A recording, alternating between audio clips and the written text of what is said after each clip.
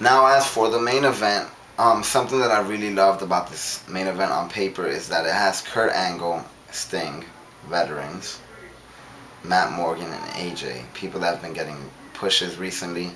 And with Matt Morgan, he's a great heel. He really is. And every time they turn him face for 1 second or the other against Kurt Angle or whoever he's facing off, the crowd goes crazy for him and pops.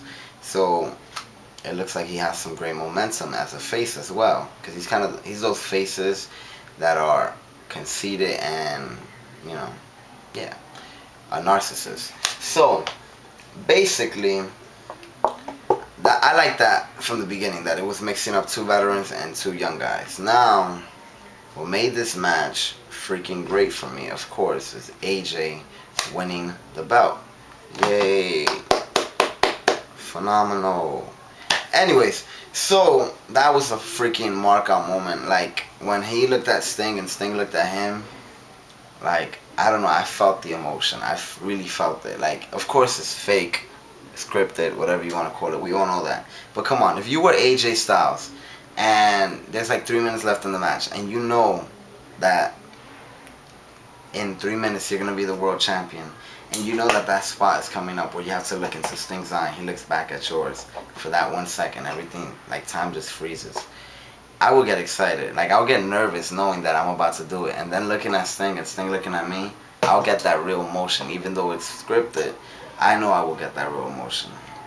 So now AJ has been the X Division champion, the NWA TNA Tag Team Champions, the TNA Tag Team Champions, the Legends title champion, the NWA TNA World Heavyweight Champion, and now the TNA World Heavyweight Champion, which means he is the only guy to officially hold every single title in TNA. Both world titles, both tag team titles, everything. So that's fucking great. He would always have that. He will always be the first one. If they ever do it with somebody else, he will always be the first one. Now, I'm hearing some people complain that they should have waited till Bound for Glory, or that they might as well just should have stripped it last month. Hey, seriously, you know what this reminds me of?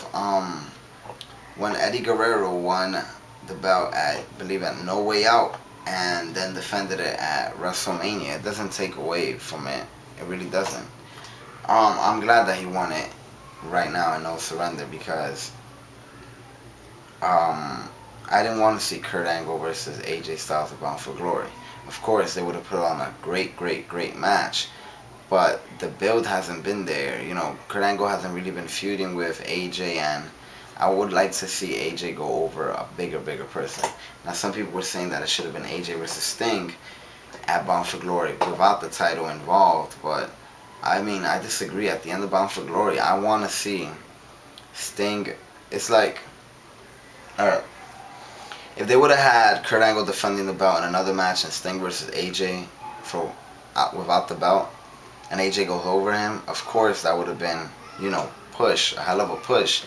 But Sting has a record for not losing at Bound for Glory, not losing on his world title shots at Bound for Glory, and it's just so much aspect. So if AJ faces Sting at Bound for Glory in a retirement match, because they keep saying it's the final curtain, then we have AJ as the TNA World Heavyweight Champion, defending it, making his first defense against none other than Sting, and retiring Sting. But Sting is known to not lose at Bound for Glory and all that. It's just a push on so many levels at the end of the night that AJ successfully defends his belt instead of being the new champion. Being the new champion and celebrating at the biggest show at the end of it, it's kind of, you know, it's not that it's old. If they went with that way, I would have supported it too, but I like this way better. It's more, it's less, I don't know what to say, it's less standard. You always expect the big title win at the biggest show of the year.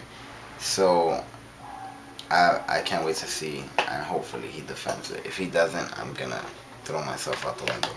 Now, if he would have lost, Kurt Angle would have lost it last month to Matt Morgan. I don't think Matt Morgan's too green to win the belt, but I don't think it's his time. I want him to have a good title run. I don't want him to win it and then lose it 2 months or a month later. I want him, whenever he wins it, to have a good title run. Hernandez, I don't want him to win it and then lose it to AJ or lose it to somebody else. I want it only, I've said this before in a couple of my videos, I only wanted one title change between now and Bound for Glory. But I didn't want Kurt Angle to be the champion going into Bound for Glory. So I didn't want him to lose it to Matt Morgan. I didn't want him to. I wanted AJ to be the champ. Hey, AJ beat him. That's it. Plain and simple. I didn't want Matt Morgan to be Kurt and then AJ beat Matt Morgan or Hernandez or this stuff. I'm not a fan of short title reigns. Of course, not everybody can have a long title reign, but I'm not a fan of those. Very, very like, oh, this guy's Edge is a champion 1 month, then Jeff Hardy, then CM Punk, then Edge again, or Undertaker, and then Batista, all in the span of 5 months. I'm not a big fan of that. So Mr. Platinum Man 1989 out. Real quick, Bret Favre. I said Bret Favre. Fucking idiot. Bret Hart is apparently in negotiations with WWE. Very interesting.